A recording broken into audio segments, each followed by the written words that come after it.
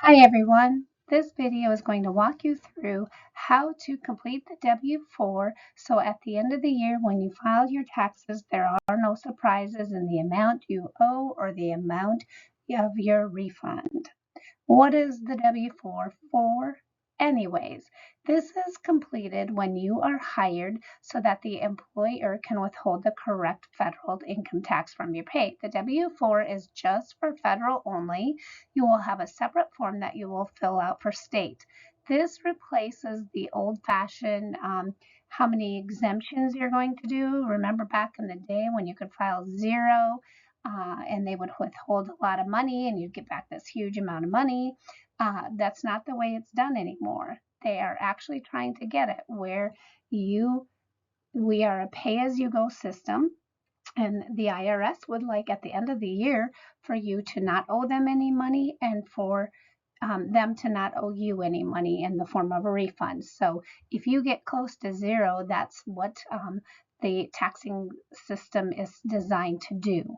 But some of you wonder why you're not getting the refund you think you're going to be getting because you have children or you're filing head of household or somebody else is getting more money. It all comes down to how you completed this form.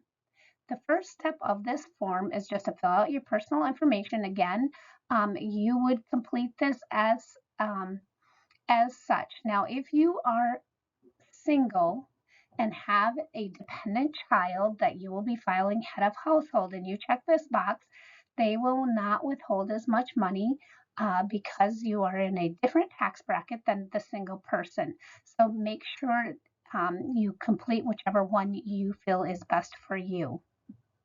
And keep in mind, as soon as you lose that household status, if you check this box and your dependent child moves out and is on their own, your employer doesn't know that. You would need to complete a new W-4 anytime a life situation happens or something changes. One big item that I see done incorrectly a lot is step 2. A lot of employees miss completing this step because it's semi-complicated. You need to report when you have multiple jobs or if your spouse works. Reason being is your employer doesn't know that you make money from another job or from a spouse, and they don't withhold as much because they think that's all the money you make. Let's take a look. For example, let's say you make $70,000 at your full-time job. And now this is under the married filing jointly. We're going to go through a couple scenarios. If you make $70,000 at one job and then you make, let's say, $30,000 at the next job, so that would bump you into the next tax bracket.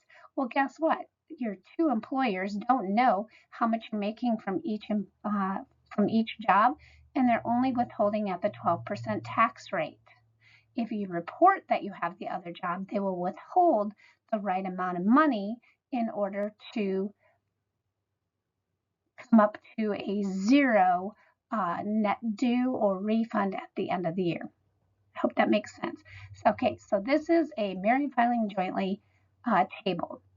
Let's say you make $70,000 and your spouse makes $70,000. That's $140,000 combined.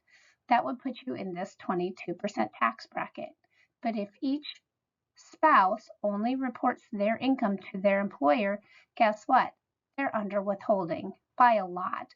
So you want to make sure that you're always reporting your spouse's income so that you can properly withhold the amounts of money that you need to have withheld to pay your tax due. This is the worksheet that you would use to complete to determine how much you would like withheld for reporting your multiple jobs or your spouse's job. Again, you'll just complete this. You read the instructions if you have 2 jobs, 3 jobs, or spouse jobs, and then your deductions worksheet. We're going to talk about that in a minute. Then you will come here. If you take your highest paying job, or whether this is your job or your spouse's job, and the lower paying job, which is your spouse's job or your job, and come to this table that would be the amount that you would pull as you complete that worksheet. So again, it's just follow step by step. Then on step 3, you claim dependents or other credits. Now, if you check a box saying that you have dependents and they qualify for the child tax credit, it says here multiply this by the number of children under the age of 17 by $2,000. Or if they're over 17 but they're still dependent by 500, this is the amount of credit that you will get throughout the year, meaning you will not get this money as a refund that you're used to getting in your tax refund at the end of the year. So be careful here. If you complete this when your children are under the age of 17, the year they turn 17 is the year you do not get that $2,000 anymore. So make sure you go back to your employer and tell them you no longer have any dependents, or maybe you have a child that is in college full time. Maybe you would change it to the number to the $500 if they're over 17. But again, if you check this box and they're withholding or they're essentially giving you this $2,000 throughout the year, you're not going to get it as a refund. And the year that your child turns 17, guess what? You're going to owe that $2,000 back if you don't remember to go back and change this W-4. Again, this is just a quick little summary pulled from the IRS website, who can claim that child tax credit. And again, you must be under the age of 17. So the year you turn 17 is the year you no longer receive that child tax credit. Other adjustments. This is where you want to report income not from other jobs. Let's say you might have Social Security that it can be taxable. Up to 85% of your Social Security can be taxable if you have other income. What if you have investment income? What if you have CDs that earn interest or interest from your bank accounts? Or maybe you're going to sell some investments and you're going to have some investment income. They don't withhold taxes on that when you draw those monies out. So you might be surprised at the end of the year if you fill out this W-4 perfectly for your wages, but you forget this income from other sources that you're going to pay in. So if you want a little extra withheld, this is where you want to do that. You can report that other income. You can report any other deductions, and it says to use that worksheet that I already showed you. Now, if you were divorced and you are able to deduct alimony, maybe you would put that here. If you want any extra withholding, so let's just say you want to have $200 extra per period withheld.